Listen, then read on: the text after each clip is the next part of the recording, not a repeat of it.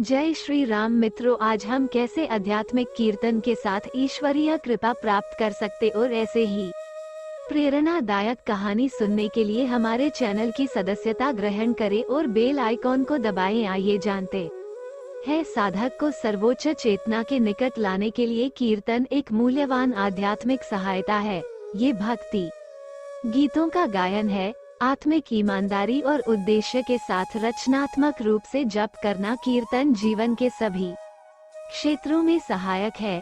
ये हमें शारीरिक परेशानियों और क्लेशों को दूर करने में भी मदद करता है। कीर्तन के दौरान कई लोग एक साथ इकट्ठा होते हैं, उद्देश्य में एकजुट होते हैं और इसलिए उनकी सभी सामूहिक शारीरिक ऊर्जा एक साथ काम करती है।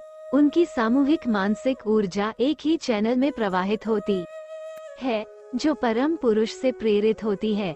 कीर्तन के स्थान पर न केवल भौतिक ऊर्जाओं का एक विशाल संकेंद्रण होगा, बल्कि मानसिक ऊर्जा का एक शक्तिशाली संकेंद्रण भी होगा, जो भौतिक दुनिया के सभी सामूहिक संचित दुखों को दूर करेगा। कीर्तन परमात्मा को भीतर की सर्वोच्च चेतना को प्रकट करने के लिए दीक्षा है। परम पुरुष से प्राप्त प्रेरणा से अभ्यासी बड़ी शक्ति प्राप्त करते हैं। उनकी जबरदस्त आध्यात्मिक शक्ति के आगे कोई भी सांसारिक बाधा टिक नहीं सकती। इस प्रकार कीर्तन न केवल आध्यात्मिक साधना के लिए बल्कि सांसारिक कठिनाइयों पर काबू पाने में भी सहायक है। शारीरिक कष्ट आंशिक रूप से प्रकृति द्वारा और आंशिक रूप से हमारे अपने विचारों और कार्यों के कारण होते हैं। भौतिक दुख चाहे जो भी हो, प्राकृतिक या मानव निर्मित, यदि लोग सामूहिक रूप से कीर्तन करते हैं तो विपत्तियों से निपटना आसान हो जाता है।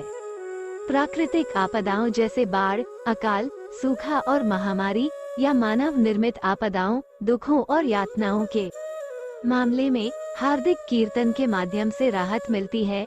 एक साथ गाना और परम पुरुष की कृपा पाने के लिए कुछ राहत लाने में विफल नहीं हो सकता, यहाँ तक कि उच्च चेतना की ओर एक निश्चित आंदोलन को भी सक्षम बनाता है। व्यक्तिगत चुनौतियों के निवारण में मदद करने के अलावा कीर्तन सामूहिक मानसिक क्लेशों को भी दूर करना कम कठिन बना देता है।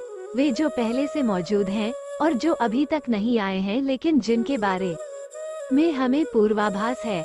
यदि हम एक आसन नकारात्मक स्थिति के बारे में जानते हैं और कीर्तन पहले से किया जाता है, तो वे आने वाली परेशानियां गायब होने लगती हैं।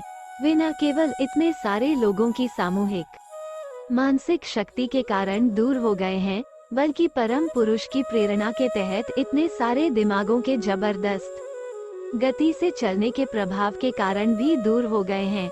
कीर्तन के स्थान पर न केवल वे लोग लाभान्वित हो रहे हैं जो स्वयं कीर्तन कर रहे हैं, बल्कि वे भी जो भाग नहीं ले रहे हैं, और यहाँ तक कि गैर प्रतिभागियों में से जो संशयवादी और गैर विश्वासी हैं, जिन्हें यह विचार पसंद नहीं है बिल्कुल भी। कीर्तन का तरंग प्रभाव उनके जीवन को भी छूता है, सकारात्मकता और शांति लाता है, सामान्य लाभ उत्पन्न करता है। परम पुरुष का एक नाम आशुतोष भी है। आशु का अर्थ है जल्दी, आसानी से, अतः आशुतोष का अर्थ है जिसे जल्दी और आसानी से संतुष्ट किया जा सके, अर्थात जिसे प्रसन्न करना सरल हो।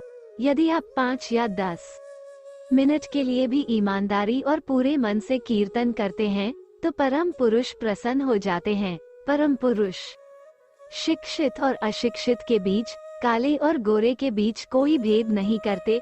सभी उनके प्यारे बच्चे हैं। समय, स्थान और व्यक्ति का विचार किए बिना कीर्तन करें, और कीर्तन करने वालों को हमेशा याद रखना चाहिए कि परम पुरुष कृपा है और परोपकार सुलभ होता है।